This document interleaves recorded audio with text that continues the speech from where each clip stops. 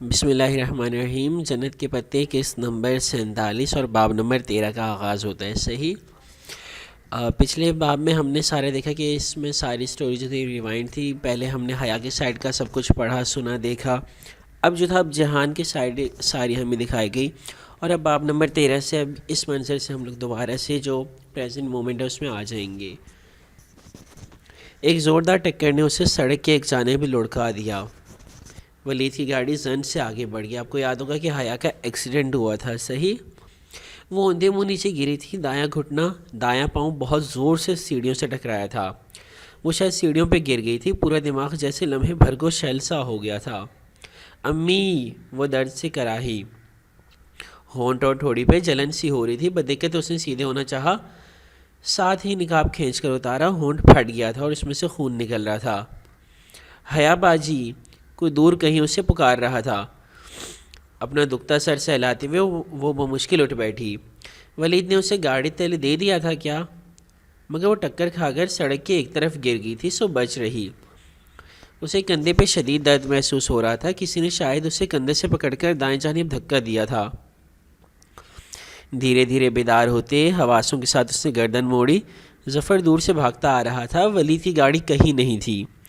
Parking area میں اندھیرا چھا رہا تھا، اور تب اس کی نگاہ روش پہ پڑی جہاں سے ابھی ولید کی گاڑی گزری تھی۔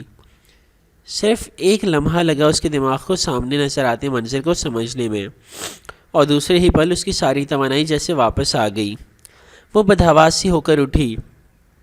تایا ابا، قدرے لنگڑا کر چلتی وہ ان تک پہنچی۔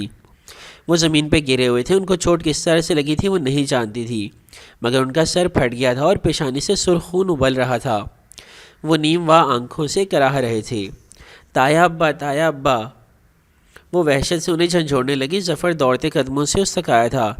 بڑے صاحب، یا اللہ، وہ آپ کو پکار رہے تھے، آپ سن نہیں رہی تھی۔ اس نے پریشانی سے حیا کو دیکھا، پھر گڑبڑا کر چہرہ نیچے کر لیا۔ ان کو گاڑی سے ٹکر لگی ہے ظفر؟ اوہ خدایا، وہ مجھے بچاتے بچاتے۔ شدت جذبات سے وہ کچھ بول نہیں پا رہی تھی۔ اپنے ہاتھ اس نے تایا ابا کے ماتھے سے ابلتے خون پہ دبا کر رکھے تو لمحوں میں ہاتھ گیلے سرخ ہو گئے۔ تایا بند ہوتی آنکھوں سے نکاہت سے سانس لے رہے تھے۔ وہ آپ کو آواز دے رہے تھے، آپ آگے سے نہیں ہٹی تو وہ ظفر سے پیش آنے والا واقعہ بتا رہا تھا، مگر اس وقت یہ سب غیر ضروری تھا۔ بمشکل اس نے حواس مجتمع کر کے سوچنا چاہا کہ سب سے پہلے اسے کیا کرنا ہے۔ ان کا خون بہہ رہا ہے، فرسٹ ایڈ باکس بھی نہیں ہے، کیا کروں؟ اس نے پریشانی سے کہتے ہوئے ادھر ادھر دیکھا۔ ظفر اس سے بھی زیادہ حواس باختہ لگ رہا تھا۔ آفس بلڈنگ بھی بند ہو گئی تھی۔ نہ ہوتی تب بھی یہ جگہ بلڈنگ کی پشت ہوئی تھی، آس پاس کوئی نہیں تھا جسے مدد کے لیے بلاتی۔ جاؤ دیکھو گاڑی میں کوئی کپڑا ہے تو لے آؤ، پہلے ان کا خون روکنا ہے، پھر اسپتال لے چلتے ہیں، اسے ظفر سے کہا۔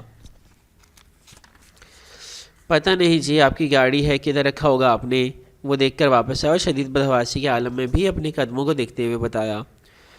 اوہ خدایا، میں کیا کروں؟ اسے گردن ادھر گھمائی۔ اس کا سیاب پر سیڑھیوں کے قریب گرا پڑا تھا۔ ظفر، اسے پکارا، مگر وہ نیچے دیکھتا رہا۔ ظفر، میری بات سنو۔ وہ دبی دبی چلائی۔ پہلے تو اسے منہ تے ڈھکو، وہ ہکلا گیا تھا۔ اوف، میری بات سنو، جاؤ میرا پرس اٹھا کر لاؤ۔ کہنے کے ساتھ ہی ظفر اٹھا اور بھاگ کر اس کا پرس لے آیا۔ پرس میں کچھ بھی ایسا نہ تھا۔ تایا کے سانس کی ہلکی ہوتی آوازیں ویسے ہی سنائی دے رہی تھی۔ خدایا، وہ کیا کرے؟ زخم شاید بہت بڑا نہ تھا، مگر بڑھاپے کو پہنچتی عمر میں یوں گرنا بہت تشویشناک تھا۔ تایا ابا، پلیز آنکھیں کھولے، ہم آپ کو اسپتال لے کر جا رہے ہیں، مگر پلیز آنکھیں کھولے۔ تایا فرقان نے ذرا کی ذرا آنکھیں کھولی اور سر کے اس بات سے بتانا چاہا کہ وہ ٹھیک ہیں، پھر آنکھیں بند کر دیں۔ وہ ان کا ابلتا خون کیسے روکے؟ عبایا کرنے والی لڑکیوں کی اکثریت کی طرح وہ عبایا کے نیچے دوپٹہ نہیں لیتی تھی، سو کچھ بھی نہیں تھا کہ تایا کے زخم پہ رکھتی، مگر نہیں۔ اسے تیزی سے تایا کے ماتھے سے ہاتھ ہٹایا، اپنی اسٹول کی پن کھینچی اور اسے سر سے اتارا۔ کیسر میں جکڑے بالوں کا جھوڑا ڈھیلا ہو کر گردن کے پشت پر آ گرا۔ چہرے کے گرد سے لٹیں نکل کر اطراف میں جھولنے لگی۔ تایا نے نیمو آنکھوں سے اسے دیکھا۔ اس نے سیاہ کپڑے کو جلدی جلدی گول مول لپیٹ کر ان کے ماتھے کے زخم پر دبا کے رکھا۔ تایا نے قرب سے آنکھیں بند کر لیں۔ ظفر، گاڑی ادھر لے آؤ، ان کو جلدی سے اسپتال لے چلتے ہیں۔ اس نے ایک ہاتھ سے تایا کے زخم کو کپڑے سے دبائے، سر اٹھا کر ظفر کو دیکھا۔ وہ ہکا بکا اسے دیکھ رہا تھا۔ ظفر گاڑی ادھر لے کر آؤ، وہ غصے سے زور سے چلائی۔ وہ اسپرنگ کی طرح اچھل کر کھڑا ہوا، گاڑی کی طرف بھاگا۔ چند ہی لمحوں بعد وہ دونوں تایا کو سہارا دے کر کار میں ڈال رہے تھے۔ فروخ کہاں ہے؟ کیا وہ گھر پہ تھا؟ کار میں بیٹھتے ہوئے اسے تایا کے دوسرے نمبر کے بیٹے کا خیال آیا جو ہاؤس جاب کر رہا تھا۔ نہیں جی، فروخ بھائی کی آج کال تھی، وہ ہسپتال میں ہے۔ ظفر نے کار سٹارٹ کرتے ہوئے بے چینی سے بیک ویو میرر میں اس کو دیکھا۔ ٹھیک ہے، اسپتال لے چلو، جلدی کرو۔ وہ پچھلی سیٹ پہ تایا کے ساتھ بیٹھی ابھی تک ان کے زخم کو سیاہ کپڑے سے دبائے بیٹھی ہوئی تھی۔ مگر باجی آپ ایسے کیسے جائیں گی؟ ظفر کو تایا سے زیادہ اس کی فکر تھی۔ اوف، جو کہا ہے وہ کرو، تیز چلاؤ گاڑی۔ ظفر چپ ہو گیا مگر وہ بے حد غیر آرام دہ تھا۔ چند ہی منٹ بعد اس نے کار گھر کے گیٹ کے سامنے روکی۔ حیا نے چونک کر اسے دیکھا۔ گھر اسپتال کے راستے میں ہی تھا مگر انہیں وہاں نہیں رکنا تھا۔ ایک منٹ باجی، میں ابھی آیا۔ ظفر، وہ چنبے سے آوازیں دیتی گئی مگر وہ گیٹ کے اندر جا چکا تھا۔ پورا منٹ بھی نہیں گزر جب وہ دوڑتا ہوا واپس آیا۔ ڈرائیونگ سیٹ پہ بیٹھا، دروازہ بند کیا، ایک دوپٹہ اس کی طرف اچھالا اور کار سٹارٹ کر دی۔ او ظفر، اسے جیسے تھک کر نفی میں سر ہلایا، پھر طے شدہ سفید دوپٹہ کھولا اور لپیٹ کر سر پہ لے لیا۔ وہ سائمہ تائی کا دوپٹہ تھا، وہ پہچانتی تھی۔ تایا نیمو آنکھوں سے اسے ہی دیکھ رہے تھے۔ اتنا وقت دوپٹہ لانے میں ضائع کر دیا تم نے، خیر تھی ظفر میں ایسے ہی چلی جاتی۔ جواب میں ظفر نے ہولے سے سر جھٹکا۔ دو خاندانوں میں وقت ڈال کر اب حیا باجی کہتی ہیں کہ میں ایسے ہی چلی جاتی۔ زیر لب وہ خفگی سے بڑبڑایا تھا، اسے ایک دم زور سے ہنسی آئی مگر بمشکل وہ دبا گئی۔ اس بدتمیز ظفر کو تو وہ بعد میں پوچھے گی۔ فروخ اسپتال میں ہی تھا۔ تایا کو فوری طور پہ داخل کر لیا گیا۔ انہیں کار سے ٹکر نہیں لگی تھی، بس اسے آگے دھکیلتے وہ خود بھی توازن برقرار نہیں رکھ پائے تھے۔ معمر آدمی کے لیے گرنا ہی بہت تکلیف دہ ہوتا ہے مگر فروخ کا کہنا تھا کہ اتنی تشویش کی کوئی بات نہیں، معمولی چوٹیں ہیں، ٹھیک ہو جائیں گی۔ ایک تو پتہ نہیں ان ڈاکٹرز کو اتنے بڑے پیمانے پہ چیر پہاڑ کرنے کے بعد بھی اچھے خاصے زخم بھی معمولی کیوں لگتے ہیں۔ گھر فون مت کرنا، ابھی سب خواہ پریشان ہو جائیں گے، ویسے بھی ٹانکے لگوا کر ان کو گھر لے جائیں گے۔ اور تمہیں تو چوٹ نہیں آئی؟ فروخ اسے تایا ابا کی حالت کے بارے میں بتانے کے بعد مڑنے لگا تو ایک دم جیسے اسے خیال آیا۔ نہیں، میں ٹھیک ہوں، تھینک یو۔ اسے نہیں بتایا کہ اس کا دایاں گھٹنا اور پاؤں دکھ رہا ہے۔ وہ جہان سکندر کی بیوی تھی، اتنے معمولی زخموں کو لے کر کیوں پریشان ہوتی؟ جہان، پتہ نہیں وہ کہا تھا، اسے کب بتایا کہ وہ کدھر جا رہا ہے؟ اس کا ذہن پھر اس نہج پہ بھٹکنے لگا۔ تبھی فاروق نے کہا، تم ظفر کے ساتھ گھر چلی جاؤ، ابا خیریت سے ہیں۔ اس نے شائستگی سے پیشکش کی تھی۔ ایک زمانے میں وہ سائمہ تائی کے بقول ان کو پسند کرتا تھا مگر جب سے وہ ترکی سے آئی تھی اس کے پردے کے باعث یا پھر جہان کی آمد کے باعث وہ محتاط ہو گیا تھا۔ میں تایا کو یہاں چھوڑ کر کیسے جا سکتی ہوں؟ میں تم لوگوں کے ساتھ ہی جاؤں گی۔ فروخ گہری سانس لے کر آگے بڑھ گیا۔ ابا کو اس نے وہیں سے کال کر کے اطلاع دے دی تھی، یہ بھی کہہ دیا تھا کہ ابھی کس کو مت بتائیں۔ ذیشان انکل ابا کے ساتھ ہی گھر پہ تھے، انہوں نے ابا کو بتایا تھا کہ حیا صبح ان کے آفس آئی تھی مگر جلدی واپس چلی گئی۔ اسے بے اختیار ماتھے کو چھوا۔ کیا وہ آج کا ہی دن تھا؟ یوں لگتا تھا کہ اس بات کو صدیاں بیت گئی۔ او ابا، ان سے معذرت کر لیں، مجھے کچھ کام یاد آ گیا تھا۔ پھر اس نے ان دونوں کو ولید کے متعلق بتایا۔ وہ کوئی چھوٹی بات تو نہیں تھی، اقدام قتل تھا اور زد میں تایا فرقان اصغر بھی آئے تھے۔ ابا کا غم و غصے سے برا حال تھا، اس نے انہیں خود آنے اور گھر میں سے کسی کو بھی بتانے سے منع کر دیا کہ وہ لوگ بس واپس آ ہی رہے تھے۔ رات ابھی زیادہ گہری نہیں ہوئی تھی جب وہ فروخ اور ظفر کے ساتھ تایا ابا کو لے کر گھر پہنچے۔ تایا چل سکتے تھے مگر سہارا لے کر۔ ایک طرف سے ان کو فروخ نے سہارا دے رکھا تھا، دوسری طرف سے حیا نے ان کا بازو تھام رکھا تھا۔ گھر کے داخلی دروازے پہ وہ بے اختیار رکی۔ ایک دم سے بہت کچھ یاد آیا تھا۔ میں تو اس گھر میں داخل نہیں ہو سکتی تھی۔ چلو حیا، میں زیادہ کھڑا نہیں رہ سکتا، تایا نے نکاہت بھری آواز میں اسے جیسے اکتا کر ڈانٹا تھا۔ اس کی آنکھوں میں بہت سا پانی جمع ہونے لگا۔ وہ مشکل جی کہہ کر وہ ان کے ہمراہ چوکھٹ کے اندر آئی۔ لاؤنج میں بیٹھے تمام افراد چونک کر کھڑے ہوئے۔ اس نے سیاہ بایا پہ سفید ستاروں والے دوپٹے سے ترچھا سا نقاب لے رکھا تھا۔ ایک وہ رات تھی جب اسی جگہ سے تایا نے اسے سب کے سامنے بے عزت کر کے نکالا تھا۔ اور ایک آج کی رات تھی جب وہ اس حالت میں اس گھر میں داخل ہوئی تھی کہ اس کا ہاتھ تایا نے پکڑ رکھا تھا۔ تایا کا بیٹا ان کے ساتھ تھا اور اس نے جس دوپٹے سے نقاب لے رکھا تھا وہ سائمہ تائی کا تھا۔ کیا ہوا فروخ؟ حیا، سائمہ تائی، سونیا بھابھی، ارم سب پریشانی سے دوڑے چلے آئے۔ فروخ سب کے سوالوں کا جواب دے رہا تھا، وہ بس خاموشی سے تایا کو سہارا دے کر ان کے کمرے تک لانے میں مدد دے رہی تھی۔ تایا ابا نے بیڈ پہ لیٹنے تک اس کا ہاتھ تھامے رکھا تھا۔ سارے گھر والے پریشان اور متاثر سے ان کے گرد جمع ہو چکے تھے۔ تایا لیٹ گئے تو اس نے نرمی سے اپنا ہاتھ علیحدہ کیا، ان کا تکیہ درست کیا۔ تب انہوں نے پوچھا، کیسے ہوا یہ سب؟ سائمہ تائی پریشانی سے پوچھ رہی تھیں۔ ولید لغاری نے ہمیں کار سے ٹکر ماری تھی اور وہ بھی جان بوجھ کر۔ کون ولید لغاری؟ ارم ذرا حیرت سے چونکی۔ کمپنی میں ہمارا شیئر ہولڈر ہے، عمیر لغاری کا بیٹا۔ تایا کی گردن تلے تکیے رکھتے وہ سب کے سوالوں کا جواب دے رہی تھی۔ چونکہ وہ اس کمرے میں تھی اس لیے فروخ خود ہی وہاں سے چلا گیا تھا۔ حیا، پانی! سب کو چھوڑ کر انہوں نے اس سے مخاطب کیا۔ وہ تیزی سے باہر نکلی، کچن میں آ کر پہلے خود پانی پیا، پھر ان کے لیے پانی لے آئی۔ بیٹا، تمہاری شال! انہوں نے گلاس لیتے ہوئے نکاحت زدہ لہجے میں یک لفظی استفسار کیا۔ شال سے مراد اس کے سٹول تھی۔ اسے سمجھ کر اس بات میں سر ہلا دیا۔ وہ میں نے رکھ لی تایا ابا، استعمال کے لیے نئی سٹول لے لوں گی، مگر اسے اپنے پاس رکھوں گی۔ پھر وہ نم آنکھوں سے مسکرائی، ان کا ہاتھ پکڑ کر وہی ان کے پاس بیٹھتے ہوئے بولی، میں اس سٹول کو کبھی نہیں دھوں گی تایا ابا، اس میں بہت کچھ ہے جو میرے لیے بہت قیمتی ہے۔ تایا ابا نے ہلکے سے مسکرا کر سر کو اس بات میں ذرا سی جنبش دی اور آنکھیں موند لیں۔ سائمہ تائی حق تک ان کے ہاتھ کو دیکھ رہی تھی جو حیا نے اپنے دونوں ہاتھوں میں تھام رکھا تھا۔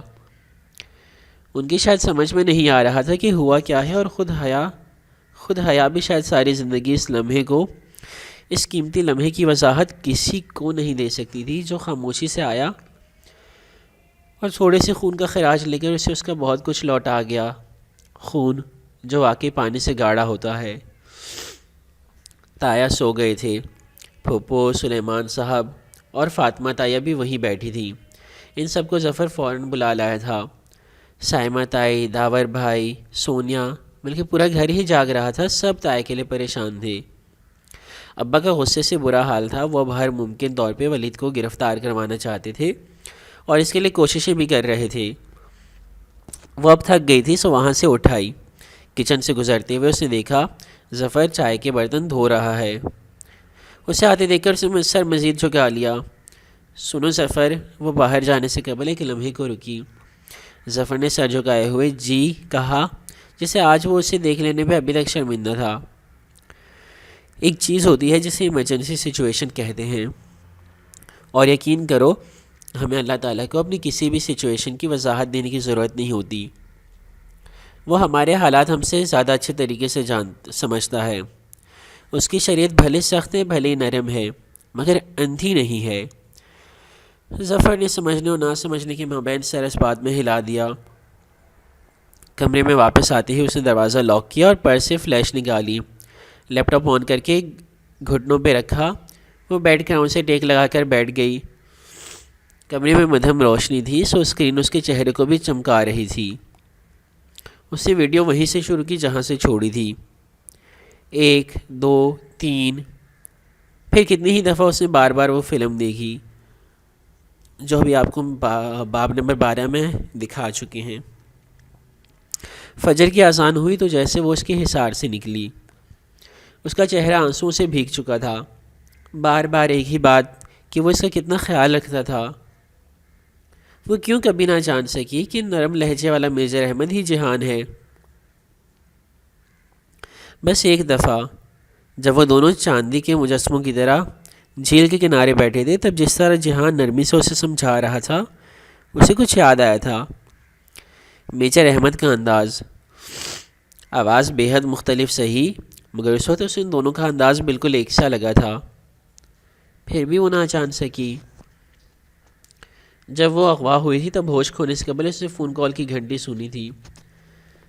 وہ جہان تھا جو اسے کال کر رہا تھا تاکہ وہ اندازہ کر سکے کہ وہ کس کمرے میں تھی۔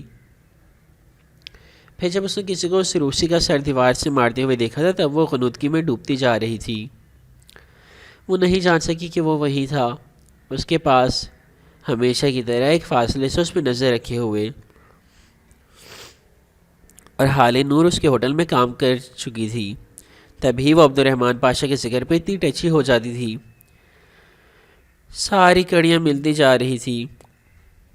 جب تک آپ یہ باکس کھولیں گی وہ شاید اس دنیا میں نہ رہے، یہ پنکی نے کہا تھا، اور تب اس نے جان بوجھ کر ایسے الفاظ استعمال کیے تھے جس سے وہ سمجھے کہ ڈالی کی زندگی بے یقینی کا شکار ہے۔ وہ اپنے بارے میں ہر وقت ایسی باتیں کیوں کرتا تھا؟ وہ ہر وقت موت کے لیے، دنیا چھوڑنے کے لیے تیار۔ جہاں سکندر ایسا کیوں تھا؟ اور اب وہ کہاں تھا؟ ایک دم وہ چونک کر اٹھی، ہاں بھلا اب وہ کہاں تھا؟ یہ ویڈیو ذرا پرانی تھی، اس میں بہت سی چیزوں کی وضاحت نہیں تھی، مگر وہ سب اس وقت بے معنی تھا۔ اہم بات یہ تھی کہ وہ اس وقت کہاں تھا۔ اس نے فون نکالا اور اس کا ہر وہ نمبر ٹرائی کیا جو وہ جانتی تھی، مگر سب بند تھے۔ شاید پھپھو کو علم ہو۔ وہ اٹھی، وضو کر کے پہلے نماز پڑھی، پھر باہر چلی آئی۔ دایاں پاؤں ٹخنے اور ایڑی کے قریب سے بہت درد کر رہا تھا، شاید موچ آئی تھی، مگر ابھی پٹی باندھنے کا مطلب اماں یا ابا کو اسے ترکی جانے سے روکنے کا بہانہ دینا تھا۔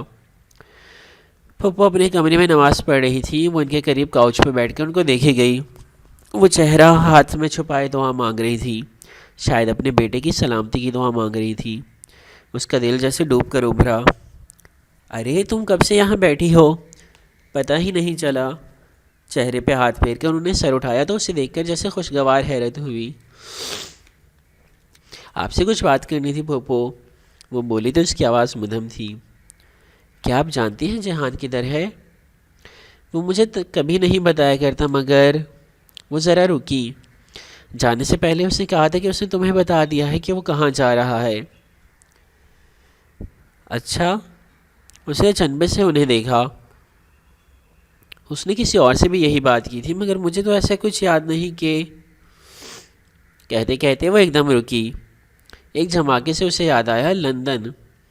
وہ کتنی ہی دفعہ لندن جانے کی بات کر چکا تھا۔ وہ لندن میں تھا اور یقیناً وہ وہی تھا۔ اوہ، اس نے واقعی مجھے بتایا تھا۔ اس نے جیسے اپنی کمکلی پہ افسوس سے سر ہلایا، مگر اسے یہ نہیں بتایا تھا کہ وہ واپس کب آئے گا۔ کہہ رہا تھا ایک آخری کام ہے، پھر وہ ترکی چھوڑ دے گا۔ پھپھو احتیاط سے الفاظ کا چناؤ کر رہی تھی، جیسے انہیں اندازہ نہ تھا کہ وہ کتنا جانتی ہے۔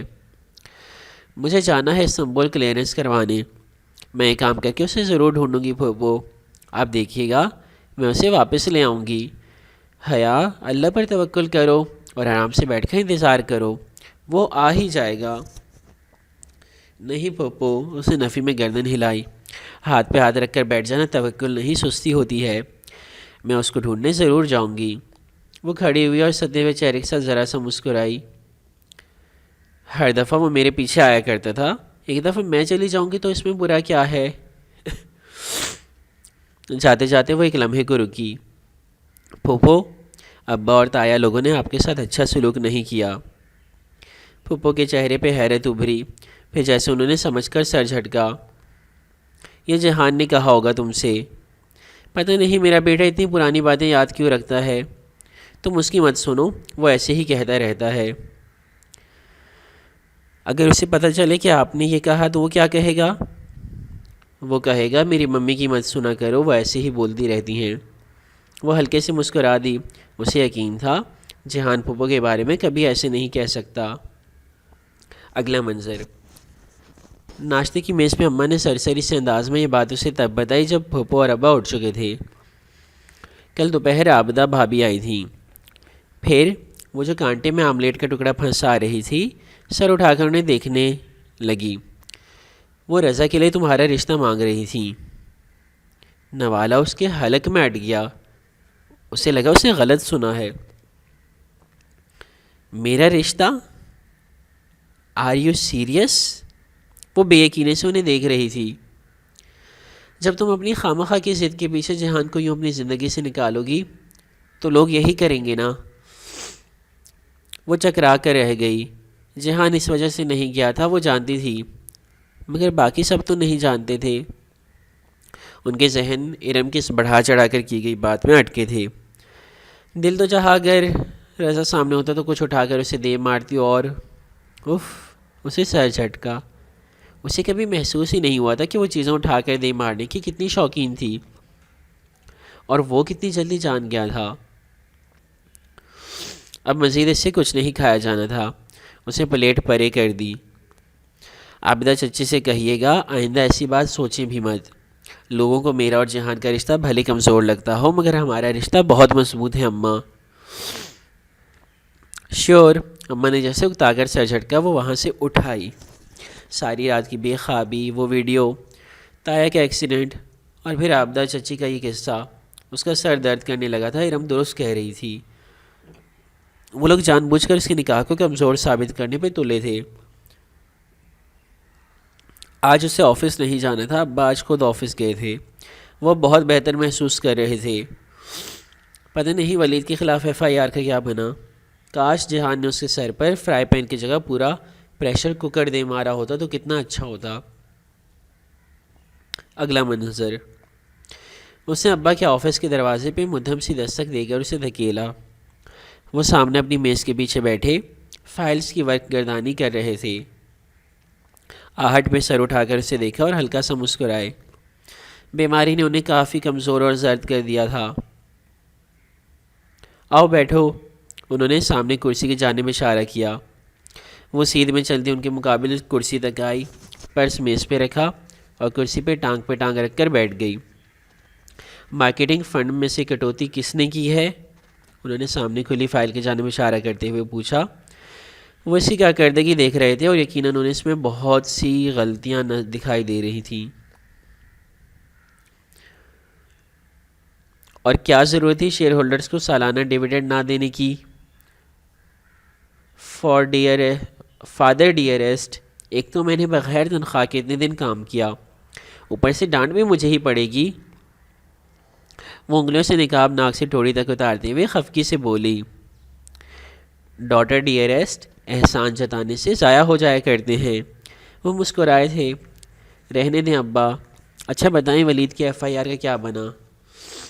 وہ پولیس کو نہیں مل رہا، اس کا باپ اس کو گرفتار نہیں ہونے دے گا۔ بہرحال میں اس کو ایسے نہیں جانے دوں گا۔ ایک دم وہ سنجیدہ نظر آنے لگے تھے۔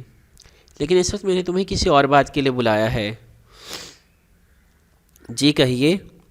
اس کا دل زور سے دھڑکا۔ ابا اپنی بیماری کے باعث بہت سے معاملات سے دور رہے تھے، مگر پھر بھی ان کے کانوں تک بہت کچھ پہنچ گیا تھا یقیناً، اور بالآخر انہوں نے حیا سے دو ٹوک بات کرنے کا فیصلہ کر لیا تھا۔ یہ جہان صاحب واپس کیوں گئے ہیں؟ اسے کام تھا کچھ، آ جائے گا کچھ دن میں واپس۔ سائمہ بھابھی کچھ اور کہہ رہی تھیں۔ وہ اسے سوچتی نگاہوں سے دیکھتے ہوئے بولے تھے۔ حیا نے لاپرواہی سے شانے اچکائے۔ سائمہ تائی تو ہماری دادی پہ بھی ساری عمر یہی الزام لگاتی رہی تھی کہ وہ ان پہ کالا جادو کرواتی ہیں۔ اگر سائمہ تائی کا جہان کے بارے میں تجزیہ درست مانا جائے تو دادی والا بھی درست مانا جانا چاہیے۔ وہ بھی حیا تھی، اسے ہار نہ ماننے کا تہیہ کر رکھا تھا۔ دیکھو مجھے تمہارے اس برقعے وغیرہ سے کوئی مسئلہ نہیں ہے، مگر اس کی وجہ سے تم نے اپنے تایا اور اماں کو بہت ناراض کیا ہے۔ تمہیں چاہیے تھا کہ تم ان کی بات کا احترام کرتی، بڑوں کا حکم ماننا فرض ہوتا ہے۔ وہ چند لمحے سوچتی نگاہوں سے اسے دیکھتی رہی، پھر کہنے لگی، ابا آپ کو ایک بات بتاؤں؟ حضرت عمر رضی اللہ عنہ نے اپنے بیٹے عبداللہ سے کہا تھا کہ وہ اپنی بیوی کو طلاق دے دیں۔ ابن عمر نے ایسا نہیں کیا۔ جب آپ صلی اللہ علیہ وآلہ وسلم کو اس بات کا علم ہوا تو آپ نے ابن عمر سے فرمایا کہ بیوی کو طلاق دے دو۔ یوں عبداللہ بن عمر نے اپنے والد کی بات کا احترام کرتے ہوئے بیوی کو طلاق دے دی۔ وہ لہجے بھر کو رکی۔ سلیمان صاحب سیٹ سے ٹیک لگائے ایک ہاتھ میں پین گھماتے غور سے اسے سن رہے تھے۔ پھر ہوا یہ کہ عرصے بعد ایک شخص آئے، امام احمد بن حنبل رضی اللہ عنہ۔ امام احمد بن حنبل کے پاس آیا اور ان سے کہا کہ میرا باپ چاہتا ہے میں اپنی بیوی کو طلاق دے دوں۔ امام احمد نے کہا کہ ایسا ہرگز مت کرنا۔ اس شخص نے جواب میں یہ واقعہ بیان کیا کہ حضرت عمر رضی اللہ عنہ کے کہنے پر ان کے بیٹے نے تو اپنی بیوی کو طلاق دے دی تھی، پھر مجھے کیوں ایسا نہیں کرنا چاہیے؟ ابا آپ جانتے ہیں اس میں امام احمد بن حنبل نے اس شخص سے کیا کہا؟ کیا؟ وہ بے اختیار بولے۔ حیا ہلکے سے مسکرائی۔ انہوں نے کہا، کیا تمہارا باپ عمر جیسا ہے؟ آفس میں ایک دم خاموشی چھا گئی، صرف گھڑیوں کی سوئیوں کی ٹک ٹک سنائی دے رہی تھی۔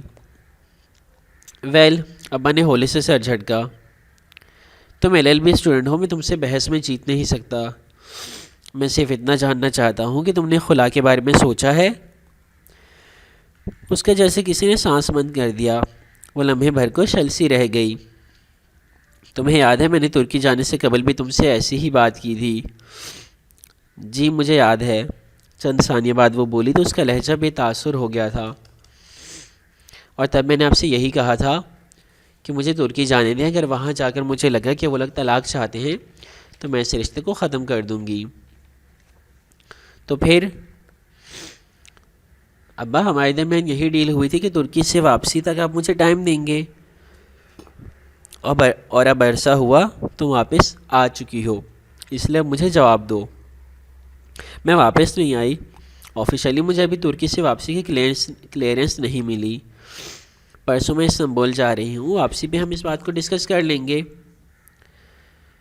وہ بہت اعتماد سے کہہ رہی تھی۔ ابا متفق نہیں تھے مگر پھر بھی جیسے وقتی طور پہ خاموش ہو گئے۔ ابا وہ ایک اور بات بھی تھی، ہمت کر کے اسے کہنا شروع کیا۔ میں سوچ رہی تھی اگر کلیئرنس کروانے کے بعد میں لندن چلی جاؤں، زیادہ نہیں، بس ایک ہفتے کے لیے۔ میں صرف لندن دیکھنا چاہتی ہوں۔ پھر کوئی ضرورت نہیں ہے، آپ زیادہ ہی انڈیپینڈنٹ ہوتی جا رہی ہیں، مجھے آپ کو ذرا کھینچ کے رکھنا پڑے گا۔ وہ لمحے بھر میں روایتی ابا بن گئے۔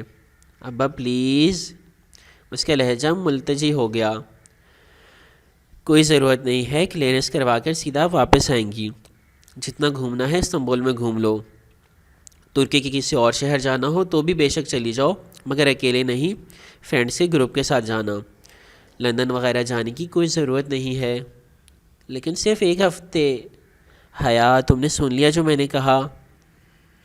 ان کا لہجہ نرم تھا مگر ابرو اٹھا کر تنبیہ کرتا انداز سخت تھا۔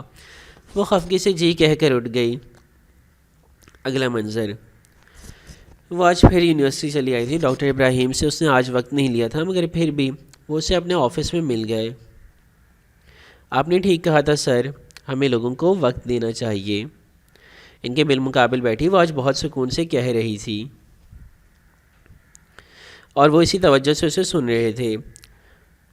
سامنے اس کے لیے منگوا کے رکھی کافی کی سطح سے دھوئیں کے مرغولے اٹھ کر فضا میں گم ہو رہے تھے۔ ان کے آفس کا خاموش پرسکون ماحول اس کے اعصاب کو ریلیکس کر رہا تھا۔ یقین کریں سر، لوگ شروع میں آپ کے حجاب کی جتنی مخالفت کریں، ایک وقت آتا ہے کہ وہ اسے قبول کر لیتے ہیں، بلکہ یوں کہنا چاہیے کہ وہ آپ کو اس میں قبول کر لیتے ہیں، چاہے انہیں تب بھی حجاب اتنا ہی ناپسند کیوں نہ ہو جتنا پہلے تھا۔ اب مجھے یقین آ گیا ہے کہ آہستہ آہستہ سارے مسئلے حل ہو جاتے ہیں۔ بالکل، انہوں نے مسکرا کر دھیرے سے اس بات میں سر ہلا کر تائید کی۔ مگر سر، میں جب اپنے مسئلوں سے گھبرا گئی تو آپ کے پاس آئی، اور تب میں نے آپ سے کہا تھا کہ تواصل بالصبر انسانوں کو انسانوں سے ہی چاہیے ہوتا ہے۔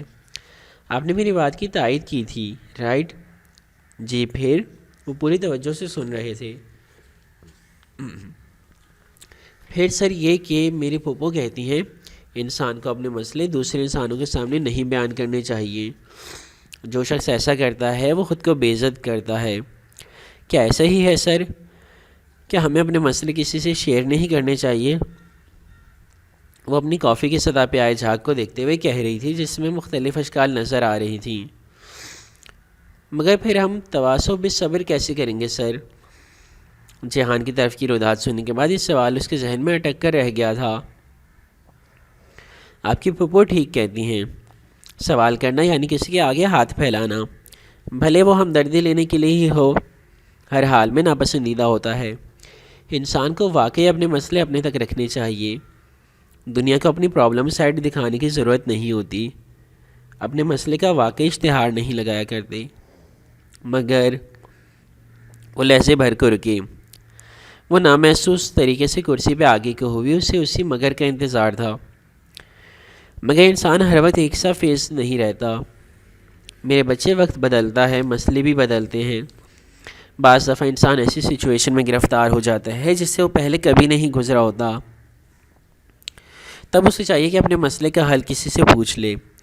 انسان کو صرف تب اپنے پرابلمز شیئر کرنے چاہیے جب اس کو واقعی اپنے پاس سے ان کا حل نہ ملے۔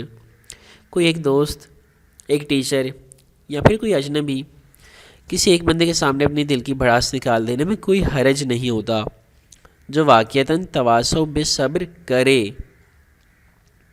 ہاں، لیکن ایک بات یاد رکھیں، اس شخص کو کبھی اپنی بیساکھی نہ بنائیں۔ آپ کو ہر کچھ دن بعد کسی کے کندھے پہ رونے کی عادت نہیں ڈالنی چاہیے۔ دینے والا ہاتھ لینے والے ہاتھ سے بہتر ہوتا ہے۔ ہر وقت دوسروں سے تسلی لینے کے بجائے بہتر ہے کہ ہم تسلی دینے والے بنیں۔ تواضع بے صبر، صبر کی تلقین دینے کا نام ہوتا ہے، ہر وقت لیتے رہنے کا نہیں۔ اسے سمجھ کر سر ہلا دیا۔ اس کی کافی اب ٹھنڈی پڑتی جا رہی تھی، جھاگ کی اشکال چھٹتی جا رہی تھی۔ اسے خوشی تھی کہ آج وہ سر کے پاس پھر سے نئے مسئلے لے کر نہیں آئی تھی۔ میں سمجھ گئی، اور مجھے کچھ اور بھی بتانا تھا آپ کو۔ اسے جیسے اسی پل کچھ یاد آیا۔ آپ نے کہا تھا کہ میں احزاب کی پہیلی میں کچھ مس کر گئی ہوں۔ میں نے اس بارے میں بہت سوچا، پھر مجھے خیال آیا۔ اچھا، اور وہ کیا؟ وہ دلچسپی سے کہتے ذرا آگے کو ہوئے۔ سر، جنگ احزاب کے ختم ہونے کے بعد بنو قریظہ اپنے قلعوں میں جا چھپے تھے۔ مسلمانوں نے ان کا تعاقب کیا اور ان کو جا لیا۔ اگر بنو قریظہ کا فیصلہ آپ صلی اللہ علیہ وآلہ وسلم پر چھوڑا جاتا تو آپ وسلم زیادہ سے زیادہ ان کو وہ جگہ چھوڑ دینے کا حکم دے دیتے، مگر ان کا فیصلہ سعد رضی اللہ عنہ پہ چھوڑا گیا جو قبیلہ اوس سے تھے۔ انہوں نے بنو قریظہ کا فیصلہ یہود کی اپنی سزاؤں کے مطابق کیا، یعنی کہ تمام مردوں کو غداری کے جرم میں قتل کیا جائے۔ یہ بنی اسرائیل کے ہاں غداری کی سزا تھی۔ کیا میں نے یہی بات مس کر دی کہ آخر میں بنو قریظہ کو ان کے اپنے ہی سزا دیتے ہیں؟ ڈاکٹر ابراہیم مسکرا کر سر چٹکتے ہوئے آگے کو ہوئے۔ یہ آپ کہاں چلی گئیں؟ غزوہ بنو قریظہ جس کا ذکر آپ کر رہی ہیں، یہ غزوہ احزاب کے بعد ہوئی تھی۔ یہ غزوہ احزاب کا حصہ ہی نہیں ہے۔ آیا حجاب قرآن کی جس صورت میں ہے اس کا نام احزاب ہے، بنو قریظہ نہیں۔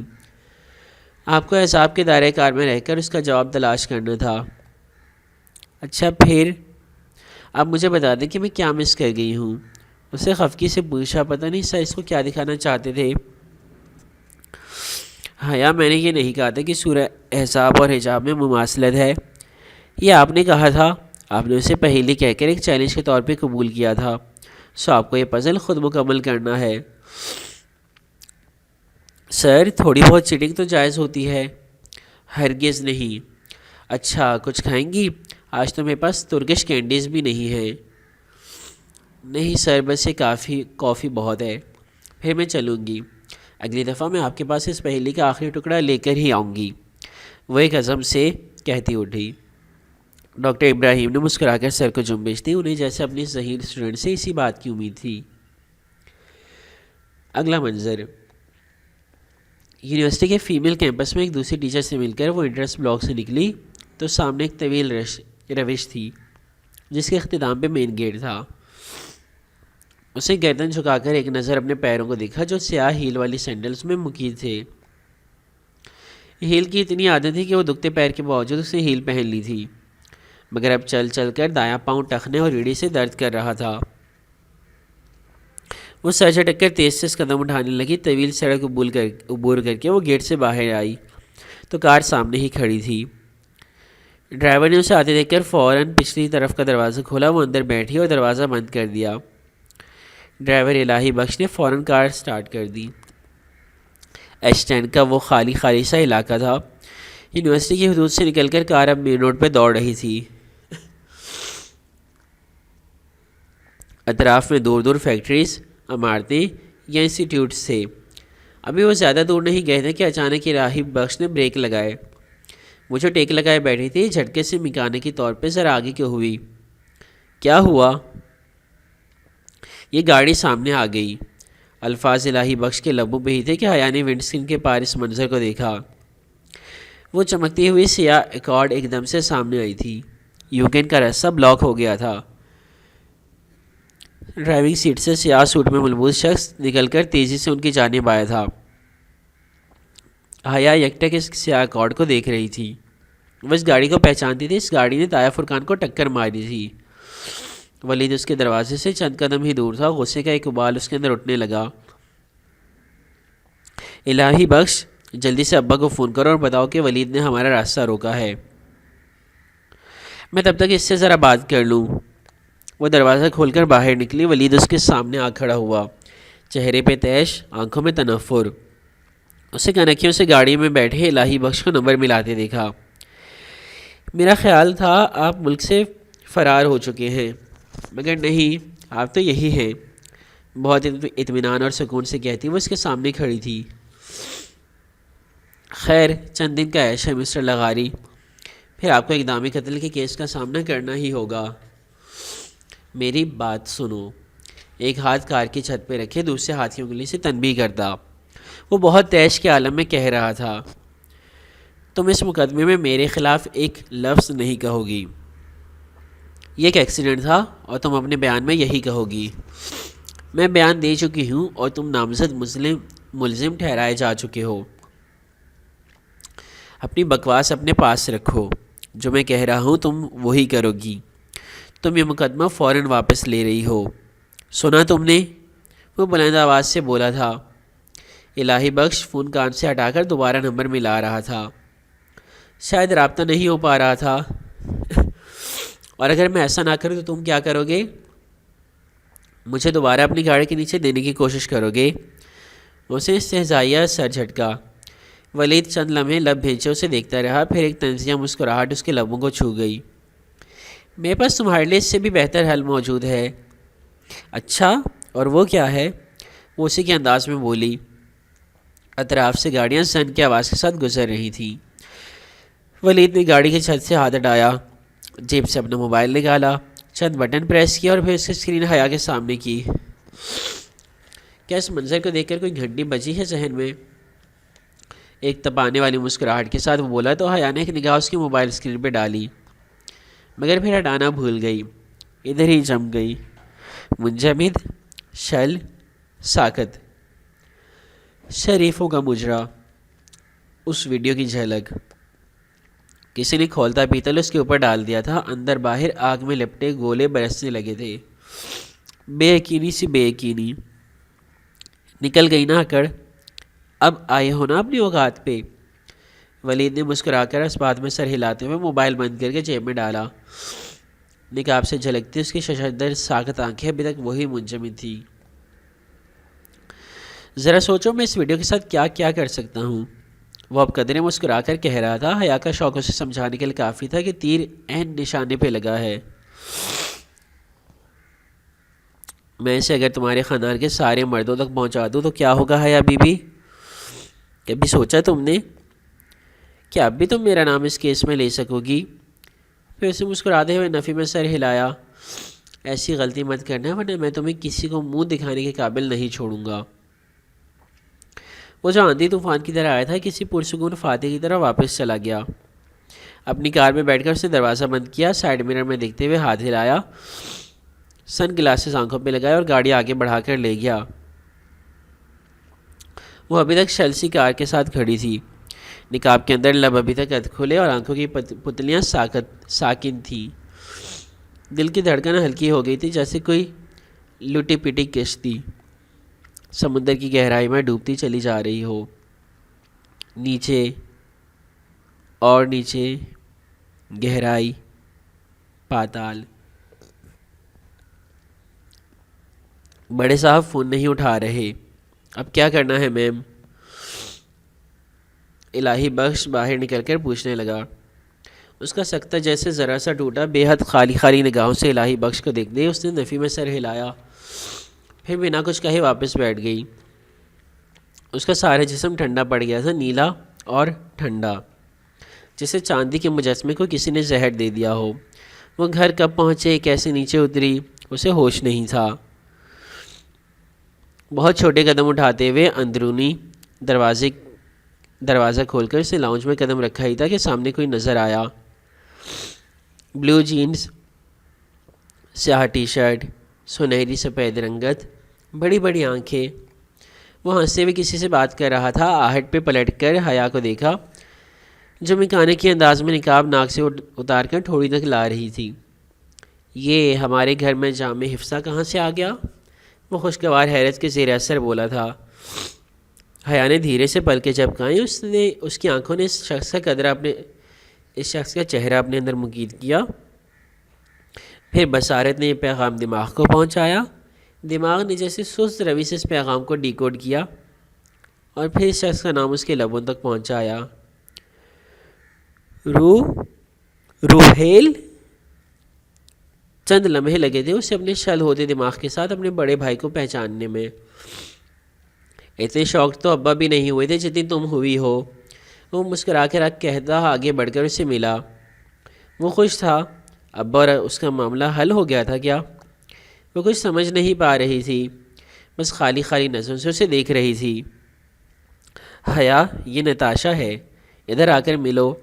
اماں نے جانے کہاں سے اسے پکارا تھا۔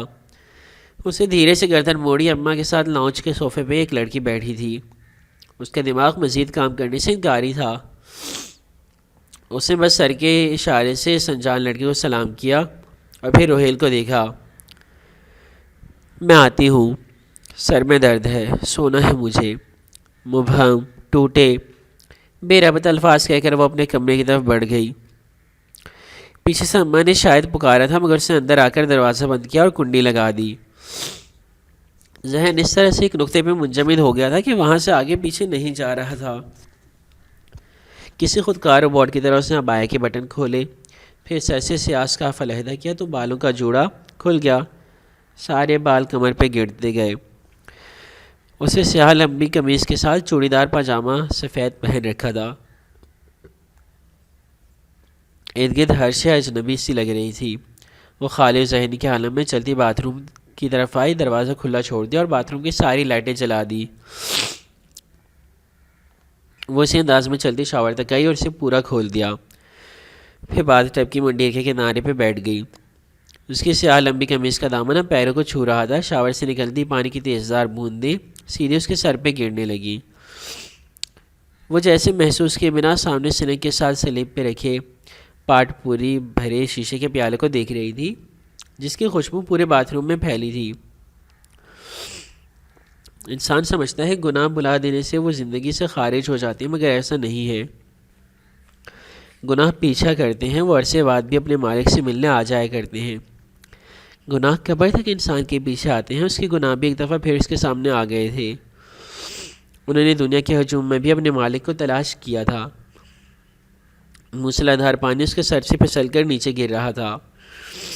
بال بھیگ کر موٹی لٹوں کی صورت بن گئے تھے۔ اس کا پورا لباس گیلا ہو چکا تھا۔ وہ یکٹک سامنے ٹائل سے مزین دیوار کو دیکھ رہی تھی۔ ولید کے پاس وہ ویڈیو کہاں سے آئی؟ وہ نہیں جانتی تھی، مگر ایک بات طے تھی، اللہ تعالیٰ نے اسے معاف نہیں کیا تھا، اس کے گناہ دھلے نہیں تھے۔ وہ آج بھی اس کے سائے کی طرح اس کا پیچھا کر رہے تھے، اور اگر وہ سب کچھ اس کے خاندان والوں کے سامنے آ گیا تو پانی کی بچھاڑ ابھی تک اسے بھگو رہی تھی۔ اس کے چہروں، بالوں اور سارے وجود پہ موٹی موٹی بوندیں گر رہی تھیں، ایسے جیسے بارش کے قطرے ہوتے ہیں، جیسے سیپ سے نکلے موتی ہوتے ہیں، جیسے ٹوٹے ہوئے آنسو ہوتے ہیں۔ وہ پوری طرح بھیگ چکی تھی، مگر ابھی تک یوں ہی شل سی بیٹھی تھی۔ یہ کیا ہو گیا تھا؟ وہ کیا کرے گی اب؟ ولید کے ہاتھ اس کی کمزوری لگ گئی تھی۔ وہ اس کے خلاف گواہی نہ دے تو کیا ولید بس کر دے گا؟ نہیں، وہ جان چکا ہے کہ اس کے پاس کیا چیز ہے۔ وہ بار بار اسے استعمال کرے گا۔ کیا وہ اسی طرح اس کے ہاتھوں بلیک میل ہوتی رہے گی؟ اسے ولید کو تھپڑ کیوں نہیں دے مارا؟ وہ کیوں ڈر گئی؟ وہ کیوں ظاہر نہیں کر سکی کہ اسے اس بات سے فرق نہیں پڑ سکتا؟ مگر وہ یہ ظاہر نہیں کر سکتی تھی۔ سب کچھ اتنا غیر متوقع ہوا تھا کہ انسان ہونے کے ناطے وہ سنبھل نہیں سکی تھی، اور ولید جیت گیا تھا۔ اسے اللہ نے معاف نہیں کیا۔ نیلی مسجد میں بیٹھ کر اسے کتنی معافی مانگی تھی، کتنا نور مانگا تھا، اور اب خود کو اس کی پسند کے مطابق ڈھالنے کے بعد جب اسے اپنے گناہ بھولتے جا رہے تھے تو اچانک وہ سب اس کے سامنے لا کھڑا کر دیا گیا تھا۔ وہ بری لڑکی نہیں تھی، اس کا کوئی افیئر نہیں رہا تھا۔ دکاندار سے روپے پکڑتے وقت بھی احتیاط کرتی تھی کہ ہاتھ نہ ٹکرائے، مگر خوبصورت دکھنے کی خواہش سے اس سے چند غلطیاں ہوئی تھیں اور وہ اب تک معاف نہیں ہو سکی تھی۔ جانے کب وہ اٹھی، شاور بند کیا اور بھیگے بالوں اور کپڑوں سمیت اپنے بیڈ کے ساتھ نیچے کارپیٹ پہ آ بیٹھی۔ آنسو تھے کہ رکنے کا نام ہی نہیں لے رہے تھے۔ اکڑوں بیٹھے، سینے کے گرد بازو لپیٹے، سر گھٹنوں میں دیے، وہ کب سو گئی اسے پتہ ہی نہیں چلا۔ آج کی قسط میں اتنا ہی۔ اپنا خیال رکھیے گا۔ اللہ حافظ۔